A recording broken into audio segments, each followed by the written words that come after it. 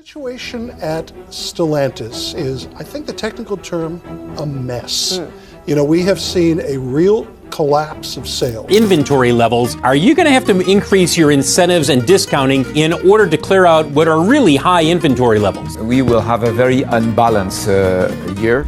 Stellantis is in a world of trouble. From plummeting sales and inventory pileups to executive shakeups and union unrest, the company is facing one crisis after another. And if you think things can't get worse, just wait. We'll dive into some of the more profound challenges Stellantis is wrestling with, including their uneasy transition to electric vehicles and ongoing battles with dealers and labor unions. Buckle up, because what's happening with Stellantis isn't just a blip. It's the fallout from a series of missteps, market shifts, and internal dysfunction. And it's all unfolding in real time, threatening to derail the future of one of the biggest automakers in the world. Let's get right into it. One of Stellantis' most significant red flags is its shrinking market share in the US. The company has been losing customers to competitors like General Motors, Ford, Toyota, and even Hyundai. Put it bluntly, Jeep and Ram, Stellantis' cash cows, aren't moving off the lots like they used to. By mid-2024, the company reported a 14% drop in sales, with profits nearly cut in half. That's a steep fall for a company that just last year celebrated record-breaking numbers across the board. Dealers are sitting on unsold vehicles, with inventories stacking up faster than Stellantis can clear them out. RBC Capital estimates that Stellantis' North American operations, responsible for about half of its profits, are now bogged down by these inventory issues. The situation is so bad that some of Stellantis' best-known brands, like Jeep, struggle to justify their sky-high price tags. A $100,000 Jeep might have seemed like a good idea when the economy was booming, but now, not so much. This inventory overload isn't just a financial problem, it's a branding crisis. Customers are starting to view Stellantis as a company that is out of sync with consumer demand, pricing itself out of the market with outdated strategies. The chaos isn't limited to the showrooms, though. Stellantis is also under fire from its own dealers. In a scathing letter sent to the company's top brass, North American dealers accused Stellantis' leadership, specifically CEO Carlos Tavares, of ignoring years of warnings. They blamed reckless, short-term decision-making for eroding the value of legacy brands like Dodge and Chrysler, warning that the company's reputation is spiraling out of control. And that's not the only fire Stellantis is fighting. The United Auto Workers Union has also entered the fray, threatening strikes over Stellantis' reluctance to invest in American operations. The union claims the company isn't living up to its promises, especially after delays in reopening the Belvidere assembly plant in Illinois and cuts at the Warren truck plant. Tavares and his team have dismissed the union's claims as exaggerated, but tensions are boiling over. Strikes in the US and Europe could soon become a reality, adding another layer of instability to an already volatile year. Stellantis even filed lawsuits against the UAW, calling their grievances sham complaints, a move that, unsurprisingly, did little to cool things down. Shareholders also jump into the mix, filing lawsuits over disappointing earnings and a nose-diving stock price. Stellantis' shares, which were trading at around $29 earlier this year, have plunged to nearly half that. Investors are understandably frustrated. How does a company go from record profits to struggling for survival in just a year?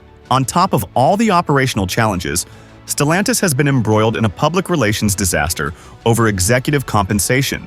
CEO Carlos Tavares received a compensation package totaling $39.5 million in 2023, a figure that sparked outrage among labor unions, dealers, and even the general public. The timing couldn't be worse. Stellantis handed Tavares this massive payout while slashing jobs, closing plants, and asking workers to make sacrifices in contract negotiations.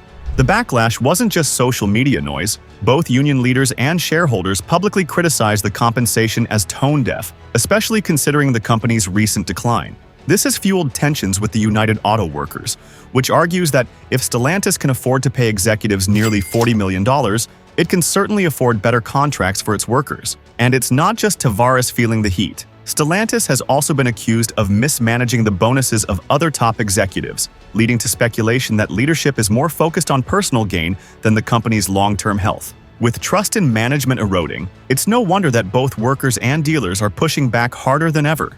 If Stellantis doesn't resolve this controversy soon, it risks alienating the very people it needs to turn the business around. With so much turmoil, it's no surprise that Stellantis is in the middle of a massive leadership overhaul.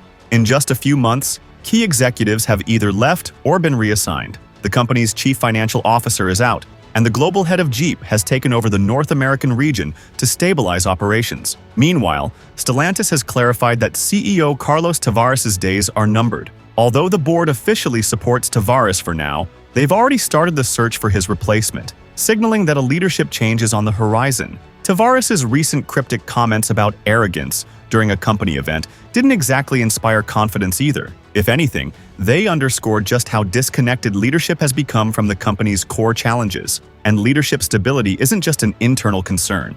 When your company is stumbling this badly, investors and customers start to lose faith. A new CEO may bring fresh ideas, but until that transition happens, Stellantis will have to figure out how to steer through this storm. Stellantis' pivot to electric vehicles isn't going as smoothly as planned either. Like many automakers, Stellantis jumped on the EV bandwagon, promising a wave of new electric models. However, with EV demand proving far more unpredictable than expected, that strategy looks increasingly risky. Sure, they have a flexible platform that can handle everything from gas-powered cars to hybrids and full EVs, but it is unclear if that's enough to give Stellantis the edge it needs. In fact, the company's recent partnership with China's Leap Motor to sell Chinese-made EVs in Europe has raised eyebrows. Can Stellantis really compete with legacy automakers and startups at the same time while navigating trade tensions and shifting consumer demands? The EV market, once thought to be the auto industry's future, is now a minefield. Consumer enthusiasm has cooled, and governments are rolling back incentives, leaving automakers like Stellantis scrambling to justify the high costs of electric production. If their EV rollout falls flat, it could push the company further into crisis mode. Closer to home, there's even uncertainty about Stellantis' physical presence in Michigan. Rumors about downsizing or selling off parts of the company's sprawling Auburn Hills headquarters have been swirling since the merger that created Stellantis. With large-scale job cuts already taking place, many wonder if the automaker plans to shift more of its operations overseas. Governor Gretchen Whitmer recently dodged questions about whether Stellantis plans to cut its Michigan footprint, saying only that the state would stay close to Stellantis and work with the company to ensure its success. That's not exactly reassuring for the thousands of workers and suppliers who depend on Stellantis to stay in the region. This uncertainty creates a ripple effect, putting pressure on local economies that depend on the automaker's stability. If Stellantis decides to relocate or significantly downsize, the impact could be devastating for the region. So, what's next for Stellantis? The company has some promising new products on the horizon and a strategy that, on paper, seems sound. But whether they can turn things around remains to be seen. With a toxic combination of falling sales, angry dealers, union threats, executive departures, and a shaky EV rollout, the road ahead looks bumpy at best. Will Stellantis find a way to weather the storm, or are we at the beginning of a long and painful decline? If they can't clear their inventory and rebuild trust with dealers and workers soon, it's hard to see how the company can avoid even deeper trouble. And what happens if Tavares leaves before a successor is found? Will the leadership vacuum drag Stellantis down even further? Or could a new CEO bring the fresh perspective the company desperately needs? Only time will tell, but one thing is sure. The next year will be a make-or-break period for Stellantis. If you've got thoughts on Stellantis' struggles or predictions on what might happen next, drop them in the comments. And don't forget to subscribe to the channel for more insights into the auto industry and beyond. Thanks for watching.